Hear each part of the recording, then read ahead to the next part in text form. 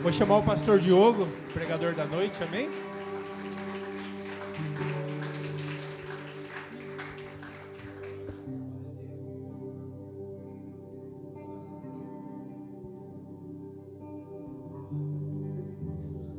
Glória a Deus.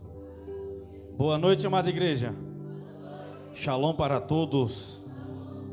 Como está o teu coração nessa noite? Tem uma mensagem aqui. Vai ser daquelas séries da mensagem de coração para coração. É uma daquelas mensagens que você pode salvar como favorita no seu coração e você poder ouvir nos dias mais alegres da sua vida, nos dias mais sombrios. Porque tem mensagem que ela vem como um despertar, tem palavras na Bíblia que ela vem como despertar a nossa vida. E as mensagens de despertamento, ela serve para aqueles que estão dormindo ou pretendendo dormir, ou quando chega a um nível de cansaço muito grande. Ou então nos períodos de bastante descanso, nos períodos onde que nós estamos passando que não tem perseguição, ou nos períodos que nós estamos passando onde que não existe a nudez da questão financeira, ou naqueles períodos que nós estamos passando quando nós não temos fome. Então tem coisas que o Espírito de Deus ele traz para que nós possamos entender aquilo que de fato ele está anunciando para aquele tempo. Porque a ideia da igreja é nós se reunirmos para poder clamar a vinda do Senhor e nós estamos aguardando o governo dele. Você consegue entender e compreender isso? Nós estamos aguardando Jesus, não é para que ele desça e um dia nós vamos morar ao céu, não é isso que vai acontecer. O Senhor ele será governo aqui na terra, ele será o rei dos reis aqui na terra e nós governaremos juntamente com ele. Talvez se você parasse para você pensar isso com a realidade a qual a igreja acredita, eu não sei se Jesus no governo seria para você um rei, um presidente ideal ou não. Eu não sei por que de fato você se reúne ao domingo. Eu não sei se você tem ideia que quando Jesus ele estabeleceu a igreja à terra, a ideia dele era que a igreja fizesse esse papel de preparar as pessoas para o retorno dele. E no meio disso nós teríamos benefício. No meio disso nós teríamos encontros com ele. No meio disso ele moraria, ele cearia conosco. E aí nós agora temos um projeto de vida, nós agora temos um propósito de vida, porque nós sabemos por que nós somos chamados. Agora nós sabemos que nós temos a incumbência, nós temos uma missão de entrar nos lugares mais sombrios. Ontem eu estava no ambiente e eu peguei uma água, e aí a moça falou, essa água é muito cara, pega essa outra aí. Falei, é porque essa daqui é a única que está gelada. Ela, não, mas espera aí que eu vou te guiar. Falei, então me guia. Ela falou bem assim, se eu te guiar vai ser só para o inferno. Eu falei, eu não tenho medo do inferno, porque tem uma promessa na Bíblia dizendo que eu resgataria almas do inferno. Quem tem medo, que é o inferno que tem medo de mim. Ela olhou assim, e é isso que nós precisamos entender, sobre esse poder que foi lançado sobre nós, sobre esse poder que Deus ele soprou, que Deus ele colocou dentro de nós. A Bíblia fala sobre um homem que um dia ele recebeu uma visão do próprio Jesus. E esse homem, ele estava na ilha de Patmos. Esse homem estava onde que é hoje Istambul, na Turquia. E Jesus, ele dá para ele 7 cartas. E a última carta é uma carta para a igreja de Laodiceia. Eu gostaria que vocês abrissem a Bíblia de vocês juntamente comigo no livro de Apocalipse. O capítulo é de número 3. Quando você achar, você vai até o verso de número 15 e 16. Se você pudesse colocar de pé, em reverência à palavra, por favor, vem comigo. Apocalipse, capítulo de número 3. Aleluias. Vamos lá. Vou precisar de vocês hoje.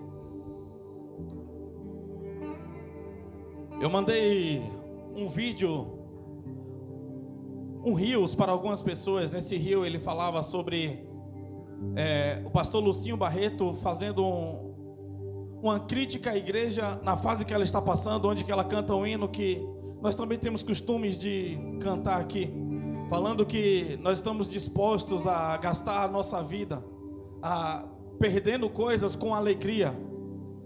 Você lembra esse hino, Léo? Canta só um pedacinho só para as pessoas. Você lembra? O André que gosta de cantar ela.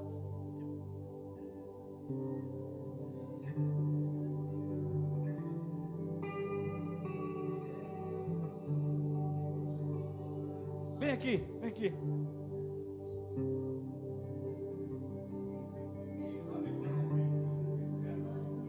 Perdendo tudo por amor e com alegria,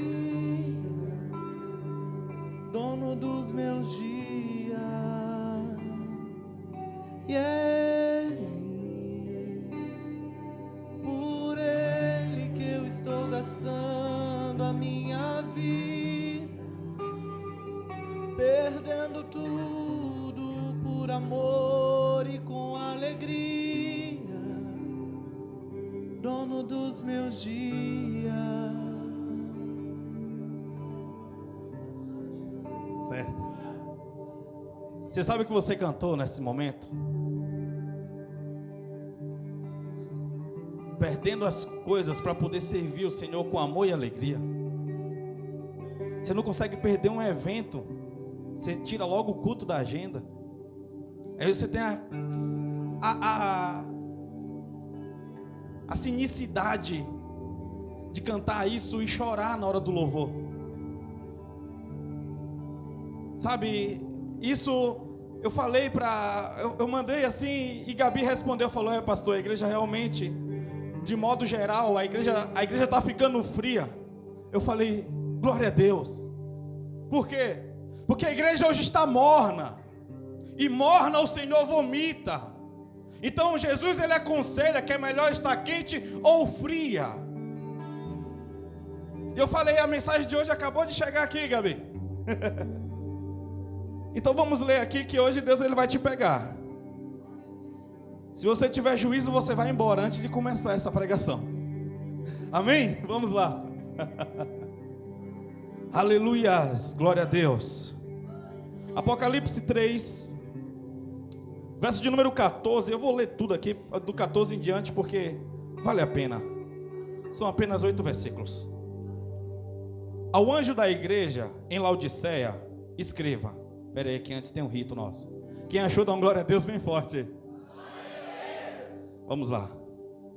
Ao anjo da igreja em Laodiceia, escreve: assim declara o Amém, a testemunha fiel e verdadeira, o soberano da criação de Deus. Conheço as tuas obras, sei que não és frio nem quente, antes fosse frio ou quente. E por este motivo, porque és morno, não és frio nem quente, estou a ponto de vomitar-te da minha boca. E ainda dizes: estou rico, conquistei muitas riquezas e não preciso de mais nada. Contudo, não reconhece que és miserável, digno de compaixão, pobre, cego e que está nu.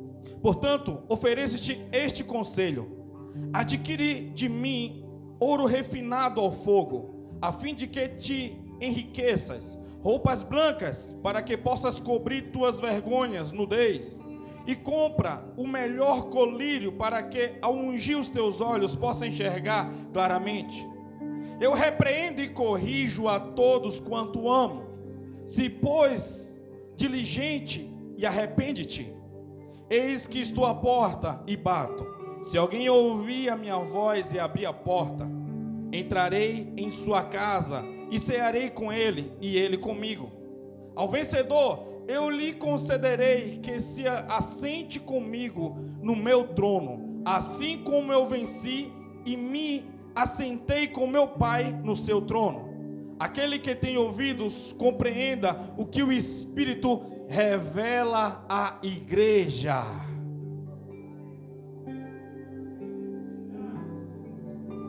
Eu não sei qual é a sua cosmovisão da situação. Eu não sei como você vê as coisas. Mas essa é a noite de você comprar o ouro fino. Eu gosto da tradução que Jesus diz: compre de mim o ouro fino, vestes brancas e o melhor colírio. Para que nessa noite você consiga enxergar, para que nessa noite você consiga estar se sentindo apropriado, e para que essa noite você tenha o ouro refinado do Senhor. Eu peço nessa noite que quando você orar por você nesses próximos segundos, você peça para Deus tirar todo o espírito de ofensa sobre você, E que essa palavra venha como um refrigério, ela venha como uma espada para poder dividir os seus sentimentos e os sentimentos de Deus sobre você. Para que ela possa te dar discernimento de espírito. Deus tem sido generoso com esta igreja, com as pregações. O cuidado e o zelo dele tem sido muito grande nesses últimos dias. Então, entenda, quando ele fala no verso 19: eu repreendo e corrijo a todos quantos amo.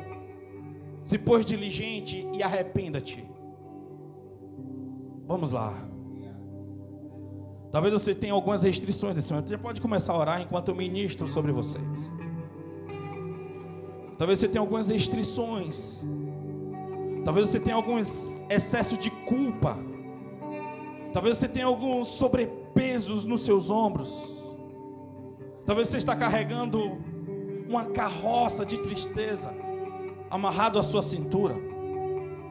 Talvez você está carregando um peso que nem é seu. E você não consegue se identificar no meio disso tudo por causa do barulho que a vida está esse dia a soar a seu ouvido. Talvez as próximas coisas que estão a incluir, você olha e diz: eu não sei o que ocorrerá. Talvez você olha com a sua visão cansada, com os seus ombros pesados, e tudo que você quer é se esconder dentro de um quarto. Tudo que você quer é de alguma maneira assumir como se não precisasse da sua existência ao mundo. Talvez você olhe para você e tudo que você tem é uma falta de ar. Talvez você olhe para você e tudo que você tem é um sentimento de esquecimento, de desprezo. Talvez você olhe para você e você pergunta todos os dias: qual foi a necessidade e qual é a necessidade de você estar nesse mundo? Talvez você olhe e tenha uma coleção de tristeza, frustrações, de medos. Talvez você se olhe no espelho e você sente nojo de você e desprezo por si. Hoje é o dia de você ser revestido com esse ouro. Hoje é o dia de você receber essas vestes brancas. Ramada cantora lorai rabo da base. Arranca esse peso, Senhor. Dá clareza de entendimento, Pai amado. Meu Deus, toma esses pedaços nessa noite. Faz tudo, Pai amado, em uma direção. Faz tudo, Pai amado, em uma conexão, Pai.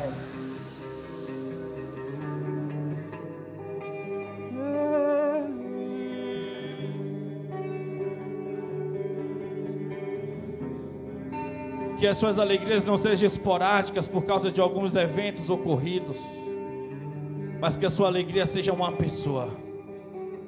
Porque tudo que você constrói é só em um campo chamado alegria. Alegria que o Senhor pode entregar. Meu Deus, traz, Pai amado, a Tua palavra para nós. Eu escuto o barulho da fome e o cheiro da sede nesse ambiente. Fala Tu, Senhor, não eu. Em nome de Jesus, amém. Podemos assentar. Quando nós paramos para observar o contexto de Laodiceia, Laodiceia, ela era uma cidade muito rica. Ela era conhecida como um centro comercial bancário. Quando as pessoas falavam de Laodiceia, falavam como se fosse um bairro de Alphaville comparado aos outros lugares. Porque as pessoas lá, elas tinham bons recursos. As pessoas de lá, elas tinham uma boa educação. As pessoas de lá, elas não passavam necessidade de nada. Então, uma vez teve uma invasão e no meio dessa invasão destruíram toda a cidade. E um governo falou assim: não, vamos reconstruir. Laodiceia gritou: nós não precisamos do recurso de ninguém, porque nós temos recurso próprio. E eles mesmos se reconstruíram. Laodiceia só se tornou ruínas no 13º século, porque o Império Turco Otomano resolveu destruir. Senão ela assim, ainda estaria assim, uma cidade em pé, uma cidade vívida por aquilo, pelas riquezas que ela carregava. Mas quando Jesus ele usa a metáfora da água morna, ele está trazendo exatamente o contexto de Laodiceia. Por quê? Laodiceia era uma cidade que ela não tinha mananciais, ela não tinha fontes, ela não tinha rios, ela não produzia água por si. Então ela necessitava da cidade vizinha, Heliópolis. Por quê? Heliópolis era uma grande cidade que tinha boas águas termais. E agora fizeram um recurso através de arqueodutos para poder trazer água por essas encanações até chegar à cidade de Laodiceia. Porém, essa água não era quente para um banho gostoso e não era frio para tomar, para beber. Era uma água morna, era uma água salobre, era uma água que não tinha sabor. Então as pessoas usavam a água, mas elas não saboreavam aquela água. Você consegue entender? Jesus estava dizendo bem assim: olha, eu tenho vocês, mas eu não tenho sabor, eu não tenho prazer em ter vocês. Você consegue entender? Então Laodiceia, ela não era nem fria, ao ponto de dizer assim: eu rejeitei a Deus, eu estou buscando outra religião, eu estou buscando outro Deus. Ela não abandonou Deus, mas ela também não era quente, ao ponto de ser fervorosa, ao ponto de ser apaixonada, ao ponto de gastar a vida em adoração. Aí a gente traz para a igreja hoje. A gente vê pessoas que estão dispostas a morrer sentadas em um banco de uma igreja, tendo oportunidades quando pode, no tempo delas, porque não consegue gastar um tempo de devoção para poder fazer pregações, para poder fazer louvores, para poder sair a evangelizar. A gente vê uma igreja que não tem coragem de rejeitar, de abandonar Deus, mas também não quer se envolver ao nível de se frustrar.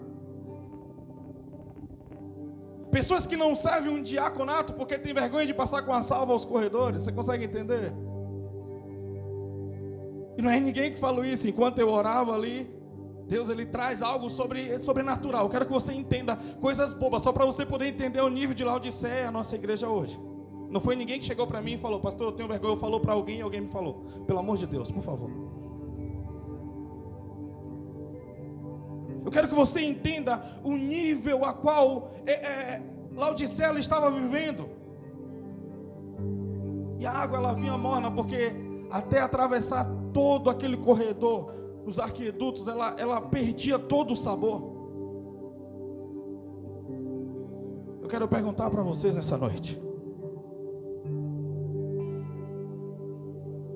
que tipo de água você está produzindo? Que tipo de água você é? Só que eu quero que você entenda a seriedade de quando você está morno.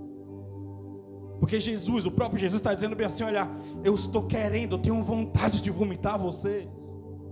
Vocês não são nem santos ao ponto de eu poder me comunicar com vocês, mas também vocês não se enquadram como pecadores. Vocês são religiosos que não perdem cultos. Vocês são religiosos que sempre têm algo para oferecer, mas vocês não conseguem queimar. Vocês não querem queimar de jeito nenhum.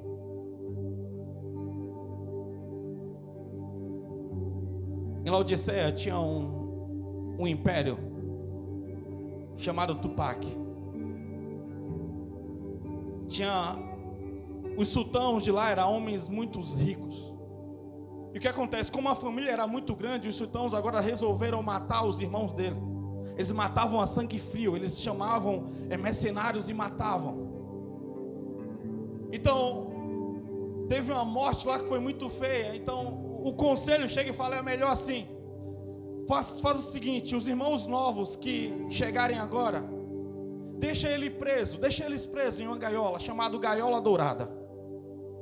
Durante esse tempo que eles estiverem presos, eles vão ter comidas, eles vão ter bebidas, eles terão um harém de mulheres para eles poderem escolher tudo que eles desejarem, a melhor comida, a mais cara, a melhor bebida eles terão, mas eles terão que ficar presos dentro dessa gaiola dourada, uma gaiola de conforto. Só que isso tornou com que fosse levantado os piores sultãos daquela época, porque quando eles saíam loucos. Eles não sabiam resolver os problemas de fora, porque eles estavam presos no conforto. Tudo que eles desejavam e anseiavam vinha até ele. Então era uma falsa liberdade da chamada gaiola dourada. Eu vejo pessoas presas hoje na igreja numa gaiola dourada. Pessoas que acham que estão livres e têm tudo que eles podem e tudo que eles querem, segundo a prosperidade, segundo aquilo que eles podem oferecer, de acordo com um biotipo de vida, a qual eles se prepararam para isso. quando fala de nível de escola, quando fala de um suporte de uma cidade, quando fala de uma classe de vida. Você consegue entender? Eu não sei como você consegue se identificar no meio disso tudo. Eu não sei se é preocupante para você estar morno. Eu não sei se é preocupante para você estar indo para o caminho da frieza. Porque quando chega no caminho da frieza, as coisas elas pioram. E eu vou te falar algo nessa noite. O frio incomoda a igreja, mas o morno não. O frio é aquele que passa pela rua e nem mais te cumprimenta com a paz ou não faz nem questão, porque para você é indiferente, para ele você é indiferente, para ele você é só mais uma pessoa, para ele você não cheira e nem fede. Porque ele se tornou frio, ele chegou, se opôs a um lado e disse: não, a partir de agora eu não participo mais do grupo morno. Vocês conseguem entender? E a igreja tem aversão a esse tipo de pessoas. Pessoas que foram para o ubandismo, pessoas que foram para o espiritismo, pessoas que voltaram para o catolicismo, pessoas que estão desigrejadas. Essas são as famosas pessoas frias. Essas são as famosas pessoas que resolveram levantar a bandeira e dizer: eu não participo mais de um grupo morno. E o Senhor prefere elas do que os mornos. Porque os mornos estão ali como se de alguma maneira estivessem engessando a Deus, dizendo: olha, eu estou aqui no meio termo, não vem contra mim porque eu tenho contribuído na tua casa, não vem contra mim porque eu vou aos cultos, ainda choro de vez em quando a palavra é boa, eu ainda consigo até orar, consigo até cair, consigo até abraçar alguém. Quando o louvor é bom eu choro, mas não consegue carregar uma vida de oração no seu lar. Não consegue carregar uma vida de frutos, uma vida onde que tem identidade, uma vida de encontro, porque agora, eu não falo de uma oração esporádica, onde você ora de vez em quando por causa de uma necessidade. Eu falo de uma oração onde você derrama lágrima pelos teus familiares, uma oração onde você derrama lágrima pelos teus colegas de trabalho, uma oração a qual você ama os seus familiares, e lá você queima, lá você vibra, porque você entendeu.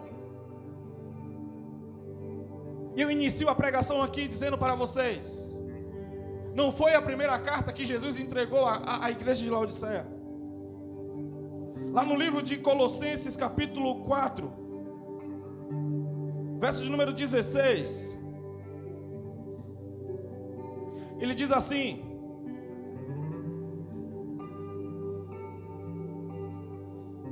depois de lida entre vós, fazei com que esta carta também seja recebida e lida na igreja dos Laodicenses, e que vós, de igual modo, possais ler a carta de Laodiceia. Ou seja, essa carta não é só para Laodiceia. Essa carta abrange todas as igrejas. Essa carta abrange a nossa igreja hoje, a igreja da nossa geração, que não é a batista, mas é a igreja do século 21. É a igreja tanto de Minas Gerais quanto a igreja de São Paulo. É tanto a igreja da Bahia como a de Manaus. É tanto a igreja do Espírito Santo quanto a da Ásia, quanto a da janela 10x40, 10x35, quanto a igreja na Europa. Ou seja, não foi a primeira igreja que Jesus ele manda, mas ele está falando sobre a importância de nós sabermos a nossa identidade, de saber o que é que está emanando de dentro de nós. É um alerta do Senhor Jesus, dizendo: ei, vocês estão caminhando para um esfriamento,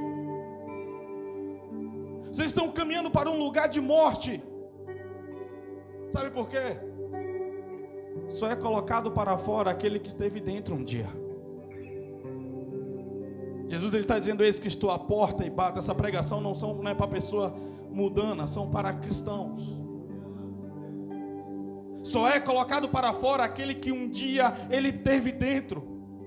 Porque tem uma noiva suja que não está suportando a presença de Jesus, está fazendo algumas coisas para poder expulsar ele de dentro das igrejas. Estão fazendo meios coaches, estão fazendo movimentos aonde que o grupo hoje aprendeu a chorar, aprendeu a rolar, aprendeu a se derramar dentro dos eventos, mas não consegue ser ninguém dentro de casa, não consegue ser ninguém dentro do trabalho. As pessoas que vibram com a canção, que vibra com personagens do século 21, homens que não tiveram experiência do novo nascimento, mas aprenderam a escrever músicas, aprenderam a falar sobre um Jesus completamente imaginário. Uma geração completamente fria, uma geração completamente morna, uma geração que não sabe para onde está caminhando. O problema é que quando você está morno, é friar e os dias frios chegar na sua vida, você vai colocar ele para fora também. Você vai dizer: Jesus, aqui não dá mais para você. Jesus, aqui eu não te suporto mais. Por favor, fique aí fora. E tudo que tiver ligação ao nome de Jesus, você rejeitará. Você não suportará mais ouvir a palavra pregação, Bíblia. Você não suportará mais ouvir a palavra igreja, porque todas essas coisas te ofenderá. Nesses dias frios você vai chegar à igreja e você vai começar a ver rosto de pessoas, e você começar a sentir nojo de pessoas. Você vai olhar ambientes e você vai dizer: como está faltando isso no louvor, como está faltando isso na igreja. E você vai começar a fazer cálculos, você vai começar a fazer, idealizar coisas. Você vai se projetar para fora. Você consegue entender? Você vai começar a dizer que você não está mais cabendo naquele lugar, que não é mais aceito, que a igreja não era mais como antes. Mas não é sobre que o irmão, o pastor precisa orar, o presbítero precisa orar, o presbítero precisa motivar. Eu não sinto mais motivado naquela igreja. Eu não me sinto mais motivado naquele lugar. Eu não me sinto mais apoio naquela igreja. Você tem que entender, quando a igreja saiu, não tinha como dizer que era cristão. Tudo que queimava no coração das pessoas era a paixão por Jesus. Não era o glamour das paredes pretas, não eram as luzes azuis, não era a fumaça, não era o pad que saía no fundo, não era o som do chofar, não era o apertar da mão ao próximo, mas era a cabeça das pessoas que estava em jogo. E tudo que as pessoas faziam era gastar a vida em oração. Não é irmão fulano ou irmão Bertano que precisa orar, é eu preciso orar, eu preciso estar vivo. Jesus me salvou, eu preciso salvar a minha família, eu preciso ter conexão, comunhão. Eu não posso expulsar ele, porque mesmo você expulsando ele, ele ainda diz que permanece batendo a porta. Você consegue entender esse amor incondicional? Você expulsou ele: eu não quero mais você. E ele diz: eis que estou à porta e bato. Se atentamente ouvirdes e abrir a porta. Sabe por quê? A fechadura é por dentro. A decisão é nossa de colocar ele para dentro novamente. Você sabe que é você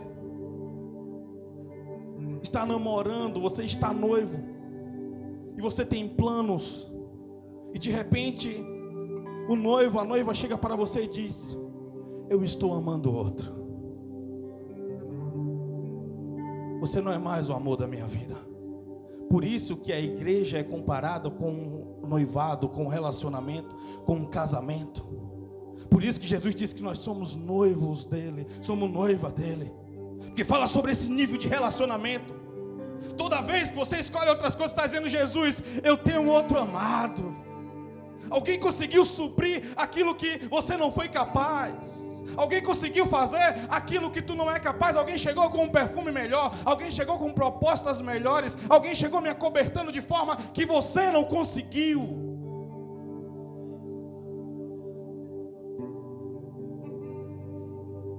Você é noiva, você tem que entender.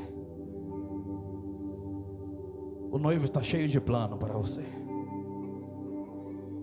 Ele não escreveu esses planos no dia que você se rendeu ao chamado dele, mas foi antes de você nascer. Ele já escreveu a história dele de amor para conosco. Já escreveu os nossos dias. Sabe, e nós cantamos que nós estamos aguardando o retorno dele para poder dançar com ele. Nós estamos aguardando Ele vindo pelas nuvens, saltando com o seu cavalo branco, com os seus olhos fervorosos. Sabe, isso só está no coração de quem ainda está aquecido. É notório no louvor saber quem teve uma semana de devoção ou não. Porque é o comum de quem a pessoa está completamente viajando, ela não está fazendo parte do louvor, ela vai conseguir observar a nota errada, mesmo não entendendo nada de música. Ela vai entender um tom saindo errado quando está cantando. É porque ela não teve aquela semana de comunhão, ela não está cantando para Cristo. A Bíblia fala lá no Velho Testamento que Jesus separou Arão e os filhos dele para poder ministrar a ele. Você consegue entender? Não é ministrar a Israel, é ministrar a ele. Quando nós estamos adorando, estamos ministrando a Deus, estamos adorando a Ele, estamos cantando para Ele, estamos dando glória a Deus a Ele.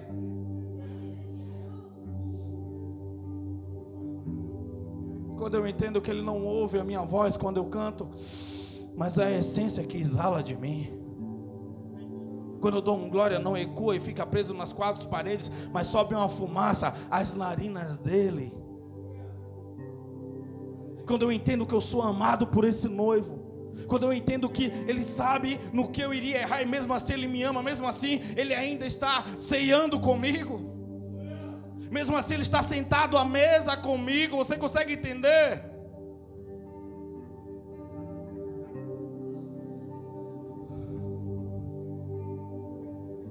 Mas Laodiceia gritava bem assim: não deixe ele entrar. Ele está batendo a porta, mas não deixe ele entrar. Porque se ele entrar, ele vai mudar toda a sua vida. As pessoas têm medo da transformação. Eu não preciso de Deus. Na verdade, eles não tinham coragem de confessar isso com os lábios deles. Hoje, quando é que um filho precisa de Jesus? Um filho precisa de Jesus quando ele tem problemas com drogas. Um filho precisa de Jesus quando ele tem problema de relacionamento com outra pessoa, ele está sofrendo, ela está sofrendo. O filho precisa de Jesus quando não existe portas de emprego para ele. Um filho precisa de Jesus quando ele está procurando problemas com os pais. Um filho precisa de Jesus quando ele está depressivo. Essas são as condições dos famosos filhos de Deus a respeito dos filhos dele para Deus. Mas se o filho não vai à igreja, mas também não anda em balada dando problema. Se o filho não vai à igreja, mas é alguém que trabalha certinho. Se o filho não vai à igreja, mas é alguém que é completamente ouvinte, é completamente paciente, esse não precisa de Deus. Esse está no conforto da gaiola dourada. Esse as mães não gastam tempo, não gastam joelho orando para que eles se convertam. Afinal meu filho é muito maduro. Afinal meu filho, ele sabe o que quer. O que eu tinha que ensinar, eu já ensinei. Mas a partir do momento que o filho está no sistema penitenciário, aí a mãe está lá chorando: meu Deus, salva o meu filho. A partir do momento que os filhos estão escondidos nas esquinas da vida, queimando um baseado ou preso com a lata de crack: meu Deus, salva o meu filho. A partir do momento que o filho está sofrendo porque tem uma mulher que está o escravizando ou um homem que bate nela: meu Deus, meu filho precisa de ti. O que é que o Senhor, porque o Senhor não vai até ele? Alguém aqui comigo? Qual a ideia que você tem sobre Jesus? Será que ele é esse tolo mesmo que você acha, que você criou na sua cabeça? Será que ele não merece o seu amor? Será que ele não merece que você esteja queimando aos pés dele? Será que ele não mereça que você esteja todos os dias queimando, pensando na vida, pensando sobre ele? Sabe, hoje nem escola bíblica nós temos, mas as pessoas não entendem que onde que elas vão mais aprender não é quando alguém está falando à frente, mas é sentado embaixo de uma árvore, sentado no quarto ali, lendo a Bíblia, mergulhando e aprendendo e tendo as melhores experiências do mundo. A Bíblia diz que o apóstolo Paulo, ele aprendeu aos pés de Jesus. Gamaliel o ensinou, mas quem falou sobre os segredos da vida, quem transportou ele ao terceiro céu, foi o próprio Jesus. Pastor nenhum vai te arrebatar. Bispo, apóstolo, pai de santo, padre, ninguém, nem o Papa. Mas é você e Jesus no seu cantinho. Você com o coração sincero dizendo: Jesus, eu preciso novamente. Eu estou morno e não percebi. Porque ficamos feras em lidar e diagnosticar o nosso público, a igreja. Mas eu sou a igreja quando eu estou em conjunto. O problema da igreja é meu. E não é porque eu carrego um título pastoral. É porque eu estou nesse corpo. Quando o médico traz a notícia que um dos membros será amputado, o corpo todo ele padece em depressão, porque existe uma preocupação. O médico fala: você perderá um dedo. Você não fala assim: o que importa é que eu tenho 19, não. Você vai dizer: não, esse dedo é importante demais. Você consegue entender? Aonde está a igreja que queima? Aonde está a igreja que entende que não tem que ter medo do confronto, tem que ter medo do conforto? Não pode ter medo do confronto de Jesus chegar e dizer: é assim que eu quero você em tal lugar. Pede demissão daquele lugar, porque eu vou te levar para outro lugar. Pode guardar sua carteira de trabalho que nunca mais será assinada, porque eu te levarei por lugares.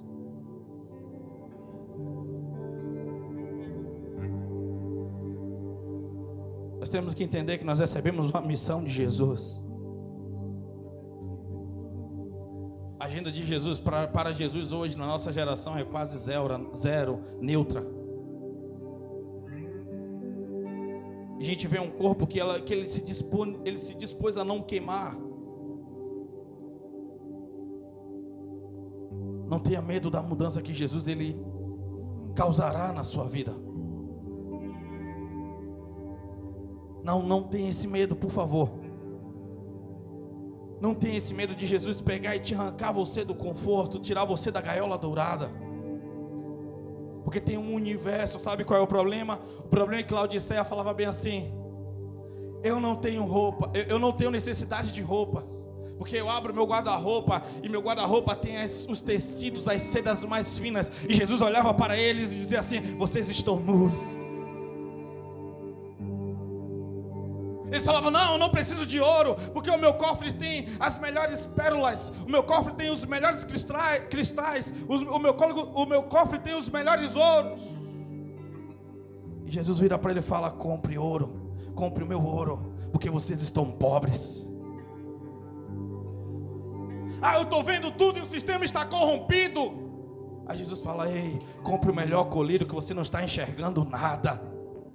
Você está vendo as coisas de acordo com a concepção política, filosófica e religiosa. E o que eu tenho para você é uma visão de reino, é uma visão espiritual, é uma visão que vai além do que os seus olhos possam ver. Vocês acham que vocês têm muito, mas vocês não têm nada. Vocês são como mendigos. Porque não é sobre o que vocês produziram com a matéria de vocês, mas é sobre o que vocês carregam, é sobre o que vocês estão levando. Eis que estou à porta e bato, e essa porta se abre por dentro. No começo de Gênesis, Adão e Eva foram expulsos por Deus do jardim.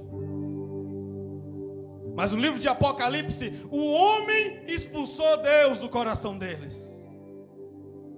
Vocês conseguem entender a diferença? Você consegue entender o contraste? O homem disse: o jardim é meu, eu não preciso mais de ti, porque tudo que eu tenho, Laodiceia consegue me entregar. Tem uma frase muito pesada que ficou ecoando no meu ouvido há anos que eu ouvi isso. Um europeu falando: o que vocês conseguem no Brasil com religião, aqui nós conseguimos com estudos. Sabe por quê? A geração ela tem essa mente perdida. A geração, ela resolveu no coração dela desabilitar Deus por completo. E mesmo um homem expulsando, mesmo um homem tirando, mesmo um homem paralisando, mesmo um homem tentando engessar Jesus de algum jeito, ele ainda continua batendo a porta. Ele ainda continua te chamando. Ele ainda continua querendo te trazer para perto. Eu te pergunto nesse momento, aonde você quer chegar? Eu te pergunto nesse momento, aonde você está disposto a ir? Só que quando você para observar no verso 14, para nós encerrarmos, do livro a qual nós lemos de Apocalipse, capítulo número 3, diz assim: ao anjo da igreja em Laodiceia, escreve: assim declara o amém. O que ele está dizendo? O amém, ele é usado em final de texto. O amém é usado em final de oração. Sabe que Jesus está dizendo: Laodiceia, você não tem tanto tempo quanto você imagina. Você não tem o tempo que você acha que você é capaz. Você não tem esse tempo que você acha que o mundo diz que você tem. Você não tem o tempo que você acha. Gente, tem uma barata aqui que está me incomodando. Mata aqui, por favor. Misericórdia. 2 machos aí, os caras. Misericórdia. Vai lá que está tirando minha paz aí. A gente tem um texto, pelo amor de Deus. Pronto, o problema é resolvido. Glória a Deus. Deixa aí, Jô, deixa aí. Vai lá. Misericórdia. Vamos lá, vou voltar para a mensagem que tem gente aqui. Vamos lá. Tá bom, igreja? Vamos lá. Vamos votar. Laodiceia não tem todo o tempo do mundo. Por isso que ele inicia dizendo o amém. Por isso que ele inicia dizendo: ei, não é o mundo que estabelece, não é o mundo que diz, não é vocês que acham quanto tempo vocês terão, não é vocês que fazem as coisas do seu jeito. Abre o olho, Laodiceia, porque o tempo acabou. Laodiceia hoje é vocês, Laodiceia hoje somos nós. Eu quero que você entenda que não é sobre o seu tempo, não é sobre do seu jeito, da sua maneira, não é sobre o quanto você está disposto, não é sobre o quanto você diz que no meu tempo eu vou ser diácono, no meu tempo eu vou ser pastor, no meu tempo eu vou ser apóstolo, no meu tempo eu volto a cantar, no meu tempo eu volto a tocar. Não é no seu tempo. Não é. Deus ainda é rei. Por ele estar batendo na sua porta não quer dizer que ele é um mendigo pedindo um pedaço de pão, porque ele é o pão vivo que desceu do céu. É ele o pão vivo. Ele não é aquele que... eu quero que você entenda isso. Você hoje vê um cordeiro, mas ele virá com os olhos de fogo. Todo joelho se dobrará e toda língua confessará. Eu gosto quando C.S. Lewis diz que aquele que mesmo assim resistir à glória dele, vai vir uns anjos com as marretas de ouro batendo nas rótulas do joelho, e as pessoas vão ajoelhar, e aquele que resolver não dar glória a Deus, o anjo enfiará a mão dentro da boca dele e puxará a língua para fora. Confesse! E o livre-arbítrio acabou, porque chegou o tempo de juízo. Seu livre-arbítrio te trouxe a esse lugar de julgamento. Esse Deus, ele é perfeito demais. Então eu pretendo e espero que nesse dia a igreja esteja acordada, que a igreja esteja completamente queimando em espírito. E para nós encerrarmos, ele diz no verso 18: compre de mim. O que? O ouro fino. Por que o ouro fino? A arca, ela era revestida de ouro, porque a madeira de acácia, o cedro do Líbano, tinha muitas imperfeições, e por causa dessas imperfeições, então dava um ar que a arca, ela era mal criada, a arca, ela era mal feita. Então Deus fala: coloca o melhor ouro para cobrir, coloca o melhor ouro para poder revestir. Sabe o que Deus está dizendo? Eu não estou me importando com as tuas imperfeições. Compre de mim o meu ouro, que eu vou te revestir, e suas imperfeições não será mais algo que te desqualifica. Compre de mim o meu ouro que eu vou mudar e vou trazer perfeição à sua vida. Compre de mim vestes brancas. Por que vestes brancas? Há um tempo atrás, há uns anos atrás, Deus me deu a visão da igreja. Várias pessoas orando com a veste completamente ensanguentada. Por que a veste estava ensanguentada? E era o sangue de Jesus que estava na veste das pessoas. Porque existe uma transição. Qual transição? Quando você entende o seu propósito e você está com a veste completamente ensanguentada com o sangue de Jesus que foi aspergido e você se arrepende, esse sangue sai das vestes e entra nas suas veias. E as vestes elas voltam a ficar brancas. Porque existe essa transfusão, existe essa transferência de sangue. E nós precisamos dessas vestes brancas. Aonde? Porque ela não tem as manchas do pecado. Ele diz: ei, as vestes das vergonhas. O pecado traz vergonha. O pecado, ele te oprime. Então usa as minhas vestes. Ele está dizendo: ei, compre o meu colírio. Compre o meu colírio para você começar a enxergar. Compre o meu colírio para você começar a ver de fato o que está acontecendo. Talvez essa mensagem para você não faça muito sentido pelo nível que você acha que você está. Laodiceia achava que estava muito bem diante do Senhor. Laodiceia estava pouco se lixando para o propósito de Deus para a vida dela. Laodiceia estava preocupada com os boletos. Laodiceia estava preocupada com as prestações dos veículos. Laodiceia estava preocupada com o seu império que estava sendo construído. Laodiceia estava movimentando uma vida completamente desalienada à vida de Deus. Laodiceia, ela era orgulhosa por aquilo que ela carregava. E Jesus chega, depois de contar tudo isso, Ele diz: eu dou um conselho a vocês. Ele está dizendo: tudo isso que eu estou falando para vocês só funcionará quando a base for o amor.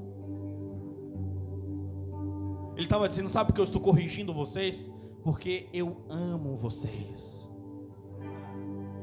Sabe por que eu estou trazendo vocês para perto? Porque vocês para mim são muito, muito importantes. Quero que você entenda nessa noite. Talvez você olhe para você e talvez você esteja satisfeito espiritualmente, mas é impossível você estar. Sabe por que o cataclima de uma igreja não é de uma igreja que está vivendo algo em perfeição com Deus. Porque vem um, vem outro, esperando de quem estará aqui à frente para poder entregar algo. Porque sabe que a bandeja está vazia, porque tirou tudo da bandeja para poder entregar. Na verdade, Deus não trabalha com bandeja, Deus trabalha com mesas. No capítulo 4, a Bíblia fala que Satanás ele veio com bandejas. Mas quando Jesus ele venceu, tinha uma mesa posta para ele. Eu quero orar com vocês. Você que pode, se coloque de pé. Aleluias.